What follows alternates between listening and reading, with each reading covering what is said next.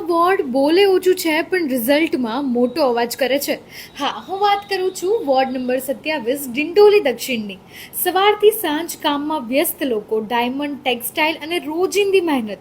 અહીંના મોટાભાગના મતદારો યુપી, બિહાર અને મહારાષ્ટ્રના પરપ્રાંતીય અને શ્રમિક વર્ગ પણ.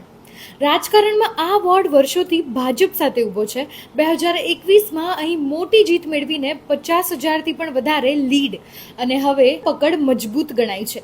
પણ અહીંની સચ્ચાઈ કંઈક અલગ જ છે. તો ચલો ધ્યાન આપીએ ગ્રાઉન્ડ રિયાલિટી પર.